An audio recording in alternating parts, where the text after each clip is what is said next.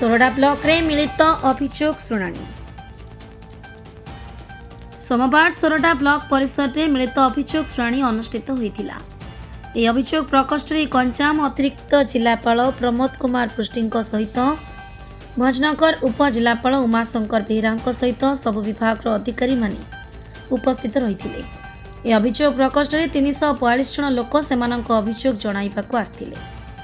अधिकांश भत्ता ration card बासगृह रही। यह सहित यह ब्लॉक रत्नपुर ग्रामर शिव गौड़ किछि दिन तले काम करने समय छातरू पड़ी अंटार हाड़ भांगी जाइछि, जाफल से संपूर्ण अक्षम हो जाइछन्ति। बापा माँ गोटे बोली पुओ जहाँ रोजगार करी परिवार पोषुथिला, किंतु वर्तमान बापा माँ उपरे बोझ होइछन्ति शिव गौड़। तांकर सबु चिकित्सा करने सहित किछि अर्थ सहायता करा जाइछि। या सहित अंचल बहु वर्ष धरी रमुणी जातिर 500 ऊर्ध्व परिवार बास करती। सेमाने ओपीसी जातिर होइथिले मध्य सेमाने जाति प्रमाणपत्र पाइबारु वंचित होइथिबा सेमाने अभियोग गरिछन्ति। सेमानक समस्या अतिशीघ्र कराजिबो बोली कहिछन्ति अतिरिक्त जिलापाल प्रमोद कुमार पृष्टि। गंजाम जिला सोरडारू सत्यकांत पात्रଙ୍କ रिपोर्ट, ओडिशा टुडे। आमर सोरडा ब्लॉक रे आज आमे जॉइंट ग्रीवेंस हियरिंग रे 342 ग्रीवेंस पाइथिलु। से 342 भितर 35 होची कम्युनिटी आउ अवशिष्ट होची इंडिविजुअल ग्रीवेंस। विशेषतः आमर भत्ता हाउसिंग ऊपर आसीथिला। आउ 2 जन को आमे रेड क्रॉस रु 35,000 आर्थिक सहायता देइछु। आउ सब ग्रीवेंस निर्दिष्ट अधिकारी पाखु पठा जाइछि, सेमान तार व्यवस्था करिवे, इनक्वारी करी समाधान।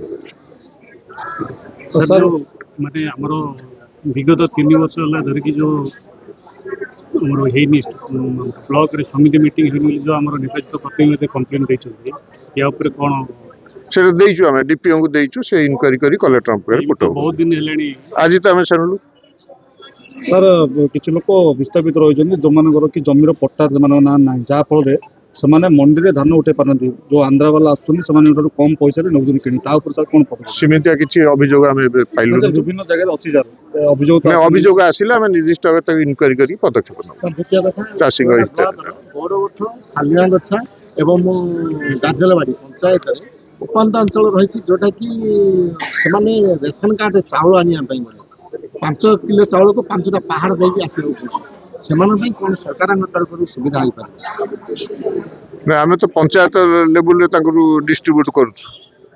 पंचायत लेवल आम जो पीडीएस सेंटर अच्छे आम से डिस्ट्रीब्यूट करुँ।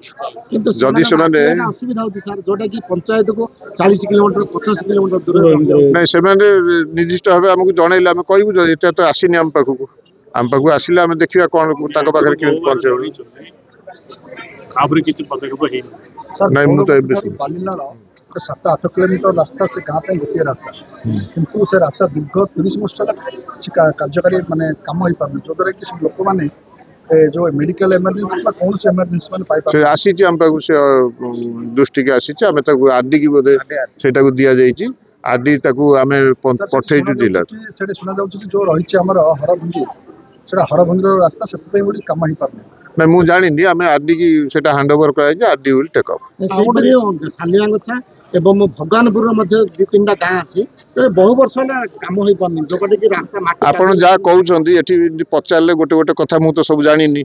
आपण मैंने जदि से निर्दिष्ट गोटे जो प्रोब्लेम अच्छी लिखिकी देवे, आम निर्दिष्ट भाव कार्यानुष्ठान ग्रहण कर। धन्यवाद।